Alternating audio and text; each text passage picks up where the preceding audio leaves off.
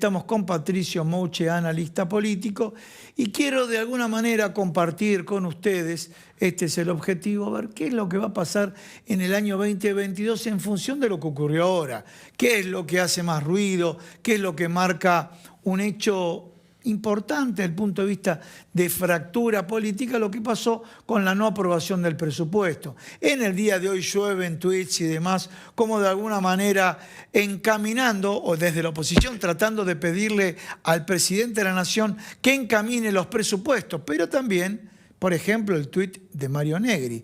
Pero tiene un espíritu reactivo.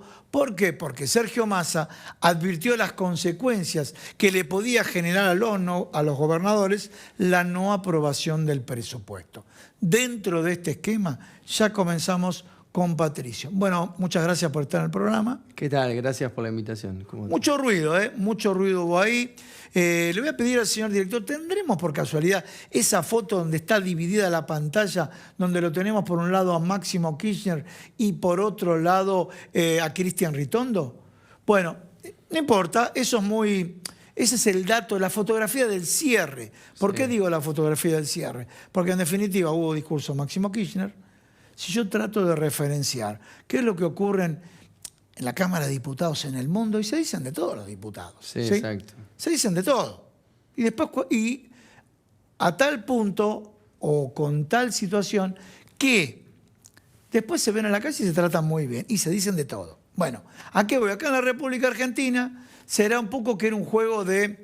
¿Cómo puedo decir? Un juego a no me ofendas porque si no me levanto y me voy. Quiero saber la primera lectura de lo que pasó y cómo esto se puede proyectar, ya que mencioné. Mario Negri está pidiéndole al presidente de la Nación que toque el presupuesto porque se dio cuenta de las consecuencias que puede generar en los gobernadores. Sí, es interesante la discusión por el presupuesto como todos los años. Creo que esta vez se mediatizó un poquito más, producto de la elección de cómo venía. Y creo que ambas partes, ambos bloques principales ya tenían una decisión tomada. Después la discusión entre Máximo y Ritondo me parece que es folclórica, que uno no levanta una sesión por una discusión en el recinto, como decís vos, porque están acostumbrados a ese tipo de peleas. Lamentablemente creo que no enriquecen sí la imagen de la política hacia la gente. Creo que los dos tenían una decisión tomada y la sesión fue el escenario para, bueno... trunquemos el presupuesto y veamos hacia dónde van estas negociaciones. Creo que en ese sentido es todo un desafío porque la oposición no negoció el presupuesto, ahora lo obliga en algún punto al Ejecutivo a gobernar por decreto en adelante. Y bueno, ¿qué va a pasar con esa situación? ¿Qué relación tiene esto directa con los gobernadores? Que lo decías un poco al principio, tenemos que verlo. Ahora, sería interesante que la situación del presupuesto se resuelva lo más rápido posible, porque bueno, lo que venimos diciendo, tenemos que generar políticas públicas favorables y sostener la gobernabilidad. Entonces, en esa relación creo que va a caminar Alberto Fernández. Gobierno por decreto, me van a criticar por eso, pero no me aprobaron el presupuesto. Entonces, a ver, eso es la conversación que habrá mantenido el presidente de la Nación, Martín Guzmán, con Cristalina Georgieva el mismo día que se reprobó. Le dijo, bueno, el préstamo que ustedes, voy a hacer una simulación. Sí. Estimada Cristalina, el préstamo que ustedes le hicieron a Juntos por el Cambio, bueno, no aprobaron el presupuesto que teníamos que plantear para negociar con ustedes. Exacto, creo que hay una cuestión de ver cómo se vuelcan las culpas para un lado o para el otro.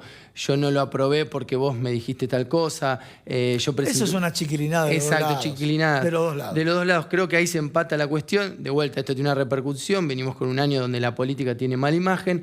Lo que importa es decir, bueno, ¿van a poder zanjar estas diferencias para hacerlo funcionar? Bien, pero dijiste algo, zanjar estas diferencias. Pero una cosa es las diferencias que hay entre la oposición, que son lógicas, y el oficialismo. Sí. Y otra cosa es las diferencias que tiene el Frente de Todos, que lo mostraron en el cuarto intermedio, donde no se escuchaban entre ellos cuando decidieron salir, después tomaron la decisión ni siquiera de pasar a comisión, sino directamente de no aprobar el presupuesto. También está faltando mucha síntesis en la oposición, ¿no? Sí, ese tema de las diferencias es el gran interrogante para el año que viene. Por un lado, lo que venimos diciendo es decir, cómo el oficialismo genera cohesión y empieza a empujar el barco porque necesita garantizar gobernabilidad y poner en marcha el gobierno. Y por otro lado, la oposición, ya vimos lo que fue el cierre de la interna radical, ya vimos cómo crujió también entre el PRO y el radicalismo esta interna, vamos a decir, uno supondría que el Congreso, votaciones de por medio, alinearía toda esa discusión, pero hay que verlo, y eso está todo por delante, porque después en el funcionamiento, y ya a mediados del año que viene, con el 2023 por delante, creo que eso se puede poner un poquito más en juego y puede tener mucho más ruido. O sea, el ruido político se puede traducir más en el Congreso, quiero decir. En el Congreso. Sí. Ahora vamos al Ejecutivo. El Ejecutivo tuvo 2 años de pandemia. ¿Sí? 2 años de pandemia sin vacuna. Para simplificar o sintetizar, obviamente es una simplificación exagerada, pero ¿qué es lo que le queda? Le quedan 2 años para gobernar.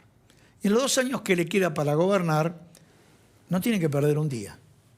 ¿Qué desprolijidades notaste vos que hubo por parte del oficialismo? Más allá, uno puede decir, bueno, yo lo insulté porque me insulto. Bueno, sabemos que cuando estás en la línea floja no podés responder con ese tipo de mecanismo, ¿no? Porque el culpable sos vos, o como la discusión de una pareja, ¿quién es el culpable? Bueno, en este caso, la culpa, sabemos que la deuda contraída no fue contraída por este gobierno. Pero bueno, ¿qué errores cometió el oficialismo? Que no se pudo dar este proceso para poder, de alguna manera, no es solamente cerrar con el Fondo Monetario Internacional, sino que esto le va a permitir a las empresas, a los inversores, poder acceder a créditos al Banco Interamericano de Desarrollo y al Banco Mundial. No se acuerda con el fondo y se frenan los créditos que puedan pedir las empresas, ¿no? Exacto. La verdad, una vez se dice qué errores cometieron. Quizás hay una estrategia por detrás. De vuelta, yo creo que estaba entre los dos bloques, ya estaba todo sabido. Quizás hubo una estrategia por decir, bueno, vamos a generar ruido en la sesión para que se cargue la aprobación y tener una estrategia de gobernar por decreto, tener discrecionalidad de los fondos. ¿Vos decís que puede ser intencional? Que no lo sé, digo que es un escenario, pensemos las dos variables, porque... Cuando Máximo Kirchner dice... Bueno, total, dice de antemano, no me acuerdo si 3 o 4 días antes, total los 116 votos referidos a la oposición están garantizados con respecto al presupuesto. Bueno, vimos que no. Ya primera aseveración que no fue asertiva, ¿no?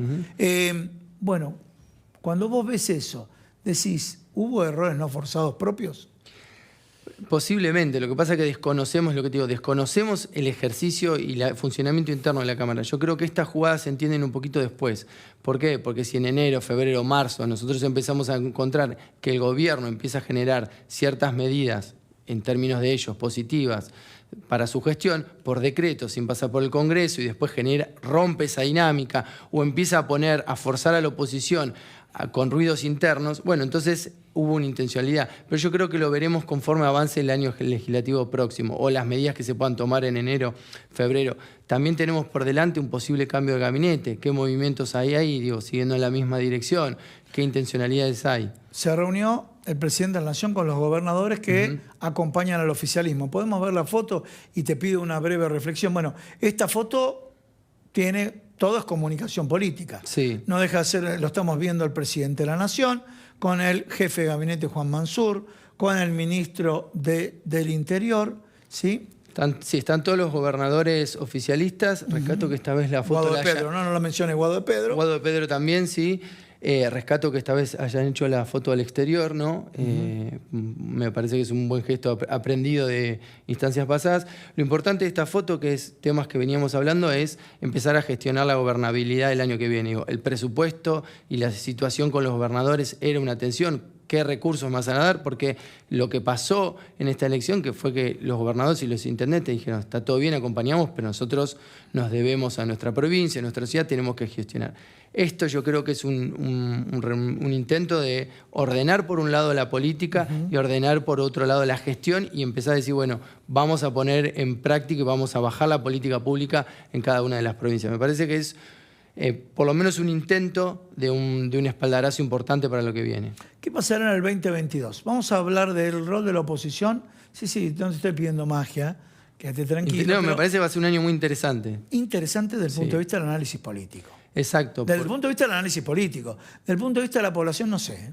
Sí, porque si cada uno está pensando en sus posiciones intelectuales respecto del otro y no en lo que digas que pueda afectar a la población, lo que hagas que pueda afectar a la población, eso me preocupa, ¿no? Exacto, concuerdo totalmente, porque cuando la política está haciendo sus movidas estratégicas, que creo que vamos a camino a eso con mucha interna, el problema es que pierdan de vista las demandas de la población. Si el gobierno no pierde de vista la demanda de la población y empieza a tener un impacto positivo, creo que va a poder ordenar un poco más la interna, y ahí me meto con qué esperamos por lo menos para el 2022 en términos políticos, mucho movimiento. Tenemos que ver cómo dentro de la oposición empieza a fluir o no esta dinámica entre el PRO, la interna del PRO, la interna del radicalismo que vinimos hablando, y cómo, de alguna forma, ya sin la pandemia tan presente, esperemos, el gobierno de Alberto Fernández empieza a dar dos tipos de gestos. Gestos políticos en su relación con el kirchnerismo, con la Cámara, y gestos hacia la población, es decir, bueno, hay políticas públicas favorables. Entonces, tendría que haber bastante reacción de ambas partes. Bueno, señores, sí, cerramos acá el bloque con Patricio Mouche, analista político, ya en instantes, porque me dicen de producción que tenemos la conexión con Felipe Piña. Patricio, año 2022, siempre me dice Patricio como analista político, no me pidas que haga adivinanzas. 2022, ¿será el año donde convenga ser halcón respecto de ser paloma? Mira, puede ser. Yo creo, siempre cuando hablamos en términos de análisis político, sabemos que Argentina es el lugar de lo posible y lo imposible a la vez. Yo creo que va a ser un año de liderazgos, que la ciudadanía va a estar pidiendo liderar espacios, va a ser muy importante, pero sobre todo quiero responderte tu pregunta poniendo en rol de vuelta a la Cámara. Cerramos el año con el lugar de la Cámara y qué es lo que pueda pasar, y estuvo muy en foco. Creo que el año que viene, con todo el resultado de la elección, de cómo dio el Senado, cómo dio diputados, me parece que va a ser importante que desde el Congreso se sigan generando proyectos muy importantes que acompañen por un lado al gobierno y por un lado a la oposición. Creo que Zapata, siendo alcohol o paloma, la van a necesitar. Bueno, muy bien. Muchísimas gracias. Gracias.